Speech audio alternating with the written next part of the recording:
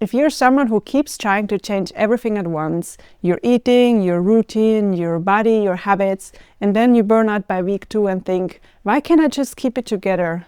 Well, then this video is for you, because after years of healing my own relationship with food and after working with so many women who feel stuck in the same cycles, I've learned something important. Lasting food freedom, or often any change for the matter, doesn't come from intensity, it comes from pacing. The women who actually create lasting change do not overhaul their entire life in January. They don't start 5 new routines at once. They don't cut out every food that they love. They take it step by step. And when you understand why this works with your nervous system and your biology and with the reality of your life, you will realize why changing everything at once, or change everything on Monday, like we like to say, I will wait for Monday and start again, has never actually worked for you. So if you're tired of having the same goals every year, if you can feel that I want 2026 to actually be different energy, this is your 90-day roadmap. It's a way of moving through the next 3 months that helps you create calm, consistency, and self-trust, instead of an all-or-nothing restart. If you're tired of feeling like you should be further along, if you want 2026 to feel different in a grounded, realistic way, keep on watching, and not just that, but actually implement what you're going to learn. Now, before we dive into month 1, month 2, and month 3, I want to explain why we're even talking about 90 days in the first place. Because most of us have been sold this idea that change is supposed to be instant. The 30-day shred, the 7-day reset, the new year, new you in a week, and then you start, you have a hard day or a stressful week, and your brain goes, see, you can't do this, you're just a failure. And you're back on the couch with that fuck it, I'll start again next month energy. And here's what's actually happening underneath. Your brain and your body are wired for safety first. Not weight loss, not aesthetics, not discipline, safety. And when you try to change everything at once, your nervous system reads that as danger. Too many new rules, too much pressure, too fast. And so it does what it is designed to do. It pulls you back to the old familiar pattern. Not because it's good for you, but because it's known. That's why I love thinking in seasons instead of single moments. And 90 days is roughly one season. It's long enough for your brain to start trusting, oh, this is who we are now. But short enough that it doesn't feel like I have to have my whole life figured out forever. In this video, we're going to use those 90 days to walk through month 1, the mindset safety, month 2, body support, and month 3, integration and identity. And together they create kind of like a roadmap for becoming her, the version of you who feels calm, grounded, and in control around food. And it's not just about food. This will help you become the version of you who you always wanted to be. So let's start with month 1, the mindset safety. Month 1 is all about your inner world, not the food yet, not the workouts, not the routines, but your brain, your nervous system, your self-talk. Because if you try to stack habits on top of a mindset that still believes, I will always fail, I can't be trusted, if it's not perfect, it's ruined, you will consciously or subconsciously sabotage every single plan you create. So what does month 1 actually look like in practice? Well, first up, catching the old identity. Start by noticing the stories that are on repeat in your head. So things like, I'm always the one who can't stick to it. I'm good all week and then I ruin it on the weekend. I have no self-control around chocolate, so forth and so on. So for the first week, you're not trying to fix them, you're just trying to catch them. You can literally write them down in your notes app. Like, this week my brain told me, I always mess up at night, everyone else can do this but me, so on and so forth. And that awareness alone is powerful because it pulls those beliefs out of the shadows. Then number 2, practicing the reframe. In week 2 and 3 of month 1, you gently practice new thoughts that feel believable. So instead of, I always mess it up, you try, I'm learning new ways to handle my evenings. Instead of, I have no self-control, you try, my brain is used to using food to cope and I'm learning other options. This isn't toxic positivity. You're not pretending everything is perfect. You're simply giving your brain a new option to choose from. Lastly, nervous system anchors. The other piece of month 1 is simple regulation tools, because emotional eating isn't just about thoughts, it's about sensations in your body that feel too intense. So you might pick up 1 or 2 anchors like a 60-second grounding breath before you open the pantry at night, putting a hand on your chest and saying, I'm safe, I'm here, A 5-minute walk outside when you feel the urge to raid the fridge.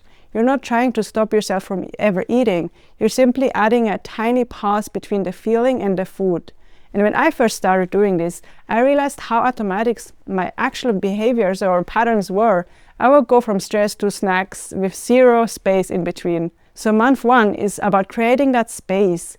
And here's the thing, you still might emotionally eat, you might still overeat at some points or sometimes, but that doesn't mean month 1 isn't working. The win in month 1 is you notice. You stay with yourself in the moment instead of abandoning yourself in shame, and that alone is huge. Then moving on to month 2, body support. Once your inner world is a little softer, once there is a bit more safety inside, month 2 is about where we gently bring in the body.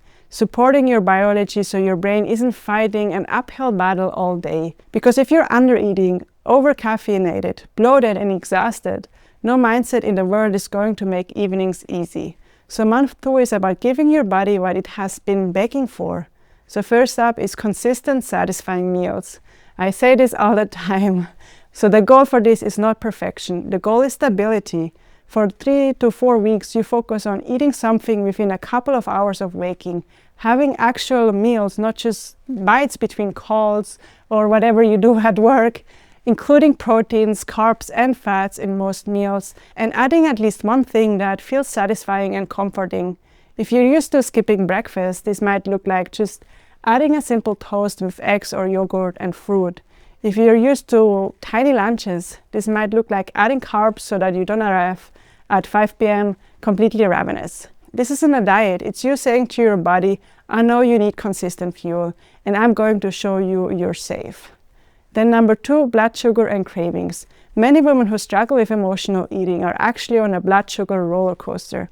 You're good all day, salads, coffee, maybe a protein bar or whatever, and then at night your body is like, cool, now we're going to eat the entire kitchen.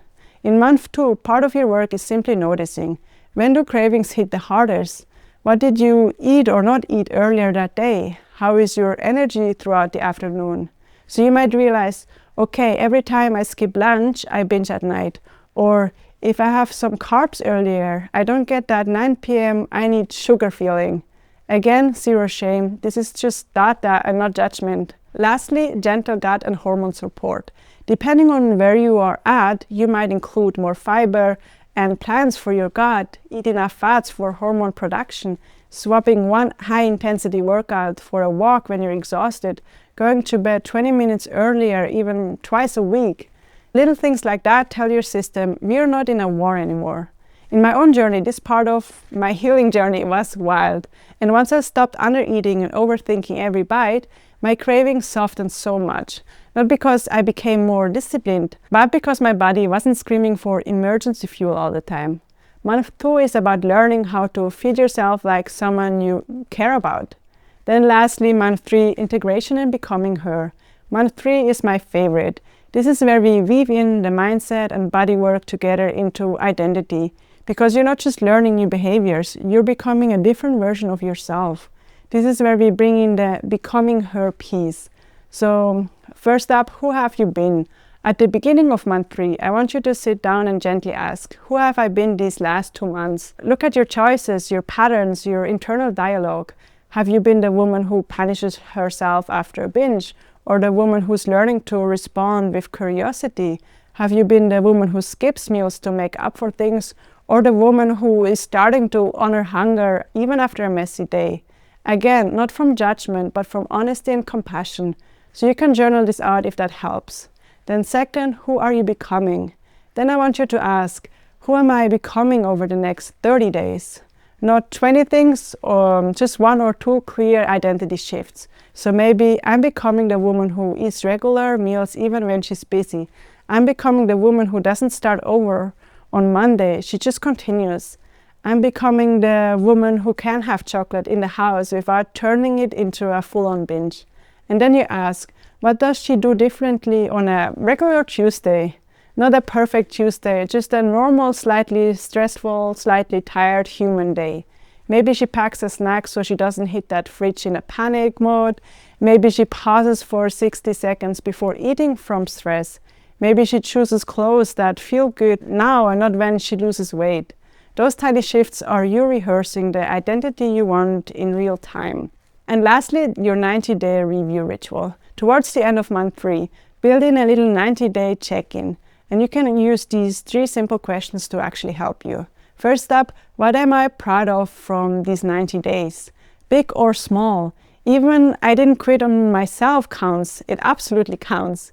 Then what did I learn about my patterns with food and emotions? Maybe you realized that nights are harder after certain kinds of days.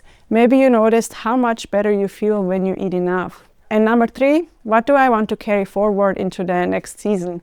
This keeps it fluid. You're not on or off. You're moving through seasons, taking what serves you, leaving what doesn't. So this is the moment where actually a lot of women realize, oh, I actually am different now. I'm not perfect, but I'm not who I was. And this is becoming her. So now let's just zoom out a little bit. Why does this 90-day roadmap work so well? Because it respects how humans actually change. Month 1 gives your mind safety. Month 2 gives your body support. And month 3 gives your identity a new story. So instead of trying to do everything at once, you're stacking change in layers your nervous system can actually hold. And you're shifting from I must control myself to I can trust myself. And that is the real goal, isn't it? Not just I ate perfectly for 10 days, but I feel calm and grounded around food most of the time. And when I don't, I know what to do. So if you're listening to this and thinking, this is exactly what I need, but I know I struggle to do it alone, I want you to hear this. Needing support is not failing. It's actually a real, wise, self-honoring decision. You've spent years trying to push yourself through this with more rules and more pressure, but you don't need another year of that. You deserve space where your emotions, your biology, and your habits are all held together, where you're not just told what to eat, but actually supported in healing the patterns underneath. And that is exactly why I created the Nourish method. It's my 16-week coaching experience where we do this work together in a structured and gentle, really supportive way. We work on your nervous system and emotional patterns, your gut and your hormone support in a realistic way, your habits and identity as the woman who feels at home in her body. So if you're ready for 2026 to be the year you stop starting over and actually build a relationship with food and your body that lasts, you can find all the details and apply to join us through the link down in the description below.